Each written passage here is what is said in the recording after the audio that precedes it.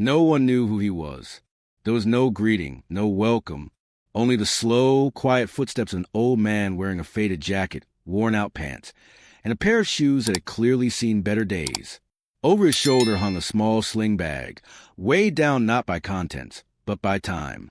That morning, the luxury car showroom in downtown Vancouver looked just as polished as always. Shiny floors, clean glass walls, and buzzing with the usual rhythm. The sound of sales chatter, soft background music, and the scent of coffee from the automated machine filled the air, but only for the right customers, the ones who looked the part. The old man stepped inside. No one looked his way. He walked slowly, his eyes carefully scanning each car on display. He stopped in front of a sleek black sports sedan. His fingers gently touched the door handle, tracing the metal like he was greeting an old memory. A young receptionist glanced at him, then whispered to her coworker, "Look at that guy. Comes in like he's buying. More like he just needs a place to sit." The other staff chuckled. "He's probably just here for a brochure." No one approached him. The old man turned and walked toward a white SUV in the far corner. His eyes moved from the grille to the tires, then to the windshield. He looked genuinely interested. But when he asked a nearby employee about the car, he received nothing but coldness in return. "That one's expensive, sir," the staff replied without looking up. "If you're just browsing, brochures are over there." The old man stayed silent. He gave a slight nod, walked to the corner, picked up a brochure, and sat quietly on a small bench near the water dispenser.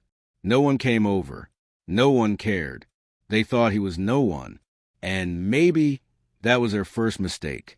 He sat quietly on the bench, his back slightly hunched, the brochure resting in his lap.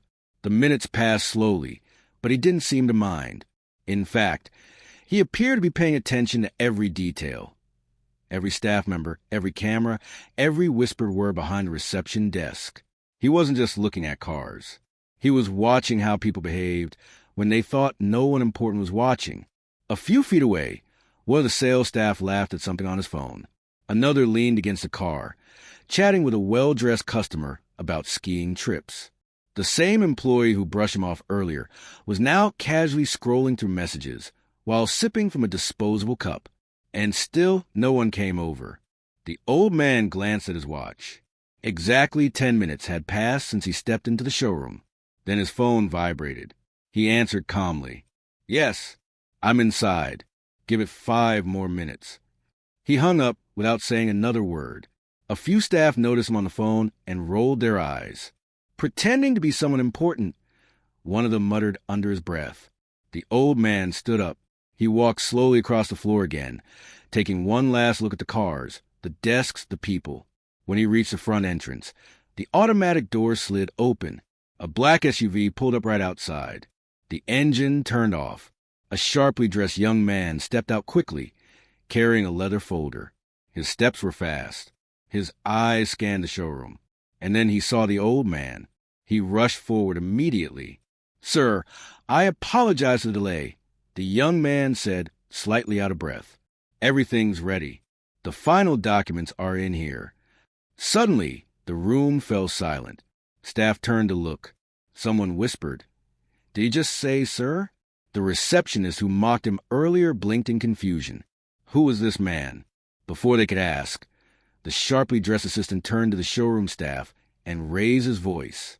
"All employees, please gather in the center of the room. The new owner would like a word with you." A chill passed through the air. The old man didn't look any different. Still the same jacket, same sling bag, same quiet expression. But now, everyone was looking at him. And for the first time since he walked in, they didn't see a nobody. They saw a storm coming. The staff gathered slowly, awkwardly. Some were confused, others nervous. A few exchanged glances, their smiles quickly fading as the reality of the moment began to set in. The old man stood in front of them, motionless. The sharply dressed assistant placed a leather folder gently on the nearest desk and opened it. Inside were papers, contracts, documents with government seals. The old man didn't speak right away. He let the silence linger, let them feel the weight of it. Then finally he looked up and said in a low, steady voice, 10 minutes. That's how long I stood in this room. 10 minutes without a greeting. 10 minutes without a question. 10 minutes of being judged. His words were quiet, but they struck harder than a shout. I wasn't wearing a suit. I wasn't flashing a watch. And so I was invisible. A young saleswoman took a step back. The receptionist who had laughed earlier now kept her eyes down. But what none of you realized, he continued, was that I didn't walk into this place as a customer. I walked in as your new employer. He turned to the assistant and gave a slight nod. The man lifted the first page from the folder. Michael Evans Donnelly, he read aloud, now holds full majority ownership of Donnelly Automotive Group, including this flagship location, and all 5 branch dealerships under the same license. Several jaws dropped. One employee whispered, "No way." The old man stepped forward. "Yes, my name is Michael. I served in the military for 25 years. After that, I built a logistics company from scratch. I bought this dealership network quietly, with full ownership finalized 2 weeks ago." He looked directly at the staff who had told him to take a brochure. "You didn't fail at sales. You failed at something far more important. Humanity." No one dared to respond. No one could. The man they dismissed as a nobody now stood in front of them with all the power they thought they held. And he wasn't finished. The silence in the room was heavy, almost suffocating. No one moved. The staff who had once laughed and whispered now stood still, their faces pale, eyes lowered. Michael Evans Donnelly looked at them, not with anger, but with something far colder, disappointment. He took a step forward. "I didn't come here to make a scene," he said, his voice calm but cutting. "I came to see this team. I wanted to understand the people I'd be trusting with my brand, with my name." His gaze swept across the room, stopping briefly on each face. "I want to see how you treat someone who walks in without a suit, someone who doesn't fit your perfect image of a real customer." One of the senior salespeople tried to speak. "Sir, we—" Michael raised a hand slightly. The man stopped talking. "You judge me because I look poor, because my jacket was old, because I didn't match your fantasy of wealth. But what you failed to see was the opportunity to be decent, even when you thought no one important was watching." The words echoed through the showroom like a slow drumbeat. "So here's what will happen," he continued. "Effective immediately, this entire sales team is being released." A wave of shock spread across the group. Someone gasped. Another whispered, "No, he's serious." Michael didn't flinch. "Your termination letters have already been prepared," said the assistant. "You'll receive them shortly. Your access will be revoked by end of day, and your final pay will be processed without delay." One of the junior employees began to cry. Another clenched his fists but said nothing.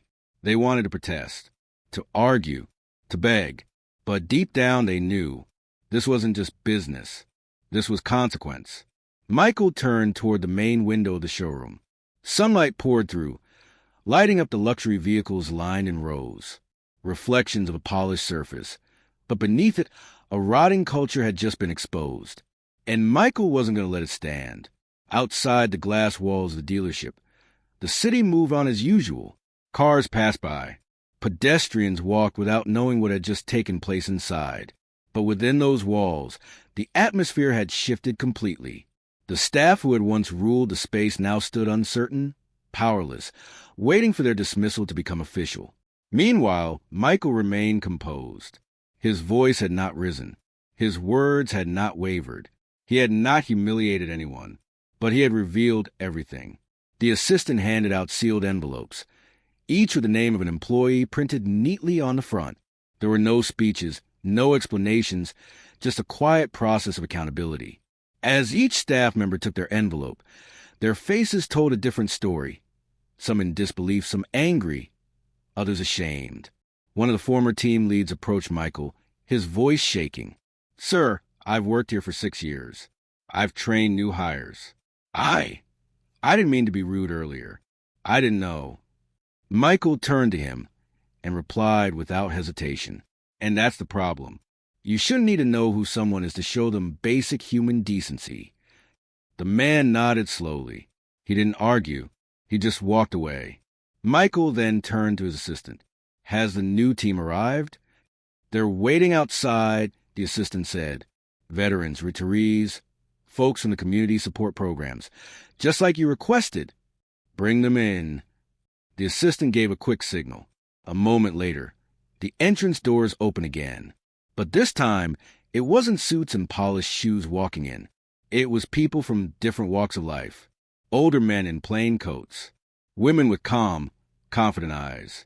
A young man with a prosthetic leg. A woman in her 50s with reading glasses and a notebook in hand. They didn't walk in like salespeople. They walked in like people who had been given a chance.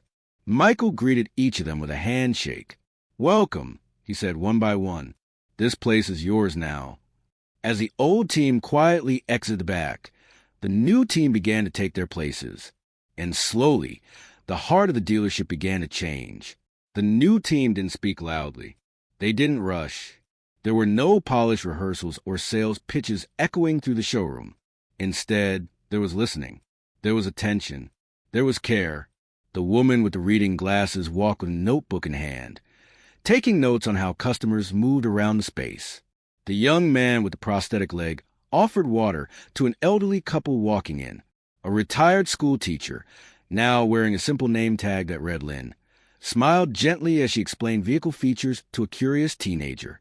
And just like that, the building felt warmer, not in temperature, but in presence. Meanwhile, Michael sat quietly in the upper office that overlooked the showroom floor.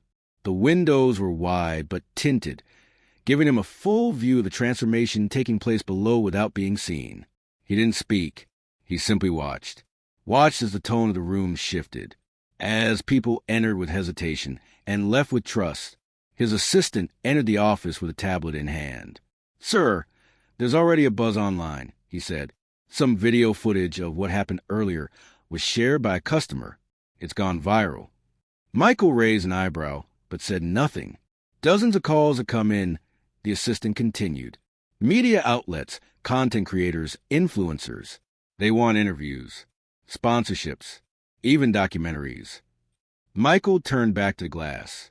"We're not doing this for a spotlight," he said. "Should I decline them all?" asked the assistant. "Let them talk," Michael replied. "But don't talk back. We've already said everything we needed to say without a word." The assistant nodded and stepped out of the room. Michael continued to observe. Not the cars, not the numbers, the people. And for the first time in a long time, he felt proud of what he built. Not a showroom, not a business, a place where everyone mattered. Even the ones who walked in without a name. By noon the next day, the story had reached far beyond the city. Headlines began to appear across blogs and local media sites. Man walks into luxury dealership, is ignored, then fires a whole team. Screenshots of the viral clips circled social media, showing the moment Michael revealed he was the owner. Comments flooded in by the thousands. This is what humility looks like. He didn't raise his voice. He raised a standard. I want to buy my next car from his dealership. But inside the building, none of the new staff were reading the articles. They were too busy helping. A young woman arrived with her child in a stroller. She had saved for months to afford a used hatchback. The team didn't just show her the car. They helped her carry the baby seat, answered every question with patience, and offered her a seat to rest before paperwork. The woman smiled through tears as she signed the documents. "I've never been treated this kindly in a place like this," she whispered. Near the service bay, a man in a construction uniform waited nervously for an estimate. He looked out of place among the polished tile and gleaming lights. But the new technician, a former Marine named Calvin, greeted him with a handshake. "We've all been where you are," he said. "We'll take care of you." Michael stood in the background, unnoticed, arms folded. He didn't need a nameplate or a title. He didn't need to remind anyone that he owned the building. Respect wasn't something he demanded. It was something he lived by. At that moment, his assistant approached with a laptop. "Sir, there's a request from the National Auto Association," he said. "They want to feature this store in their quarterly review." Michael barely looked up. "Tell them they're welcome to visit," he replied, "but only if they enter like everyone else." You mean no press badge? No suits. No appointments. No announcements. Let's see how we treat them when we think they're just customers. The assistant nodded. The message was clear. Michael wasn't building a brand. He was building a principle. Michael didn't talk much about his past. Not even the new team knew the full story. They didn't know he had once worked nights cleaning warehouse floors.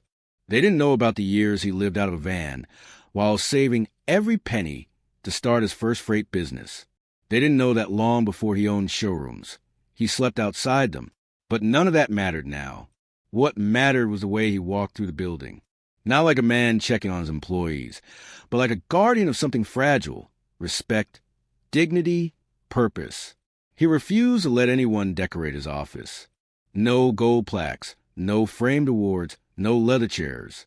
Just a simple wooden desk, a chair by the window, and a photograph. The photo showed a group of tired men in military gear, smiling despite the weight of their packs. Michael stood among them, younger, but unmistakably him. Under the photo, a note in faded handwriting. You never know who you're standing next to.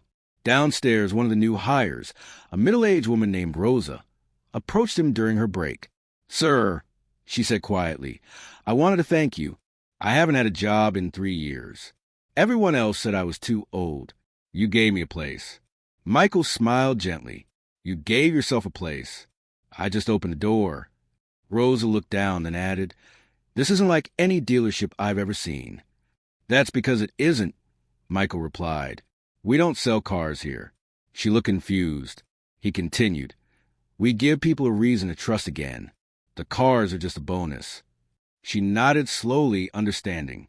And from then on, she greeted every customer like family.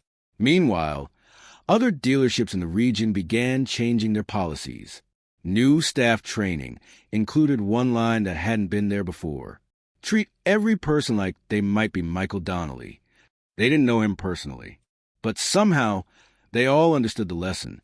1 week after the transition, everything seemed to settle. The new team was working smoothly. Customer satisfaction was up, and walk-in traffic had doubled, mostly from word of mouth. But Michael wasn't interested in numbers. He was interested in consistency. On a Thursday morning, without telling anyone, he changed his clothes. He wore the same faded jacket from his first visit, the same wrinkled pants, the same worn-out shoes. He didn't enter through the office door. He entered through the front, silently. No one recognized him at first. He sat in the waiting area. He browsed brochures. He stood beside the same SUV from last week. Within 2 minutes, someone approached him. "Good morning, sir," said Calvin, the technician. "Anything I can help you with?" "Just looking," Michael replied. "Take your time. Let me know if you want a test drive," Calvin said with a respectful nod before stepping away, giving him space. Then Rosa came over. "Hi there," she said kindly. "Would you like some coffee while you browse?" Michael smiled. "Sure." She returned with a cup, placed it gently on the table, stayed for a moment just to ask, "Do you have any preferences in cars? I can help narrow down the search."